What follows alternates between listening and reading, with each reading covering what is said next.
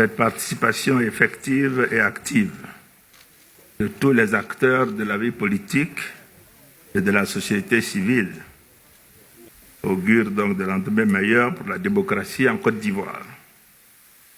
Nous avons pu noter donc la volonté de tous donc d'aller à des élections donc apaisées. Au terme donc de plusieurs rencontres, dont certaines en comité restreint, d'autres en plénière que j'ai eu à présider donc moi-même, nous nous retrouvons donc aujourd'hui pour la clôture donc des discussions que nous avons donc entamées depuis le 6 janvier dernier, comme je vous l'ai indiqué. Du rapport qui a été fait par le ministre de l'administration du territoire et de la décentralisation, nous avons pu noter donc des points donc, de convergence, des points d'accord, des points de convergence possibles, des désaccords et des recommandations.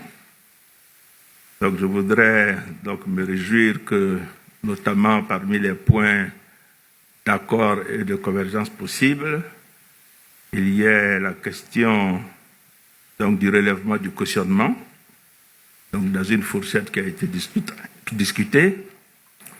Il y ait donc la question donc, du parrainage qui a été donc, discutée donc, et admis donc, par tous. Qu'il y ait donc la question donc, de la baisse donc, du taux en ce qui concerne donc, le remboursement des suffrages à avoir pour le remboursement donc, de la caution.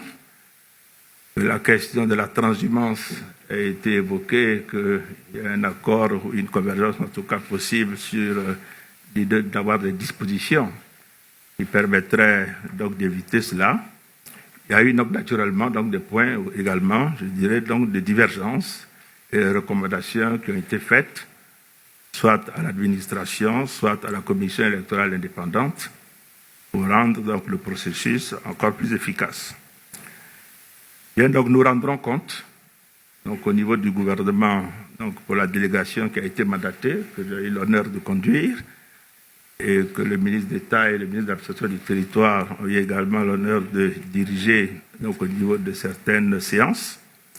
Nous rendons compte donc, au président de la République et au chef de l'État, et le gouvernement, conformément aux dispositions en vigueur, donc, avisera sur l'ensemble de ces points. En tout cas, je voudrais vous remercier donc, pour la participation active donc, des uns et des autres. Je vous dire merci donc, pour cette phase donc, du dialogue politique que nous avons eu et de tous les échanges que nous avons eus. Je vous remercie.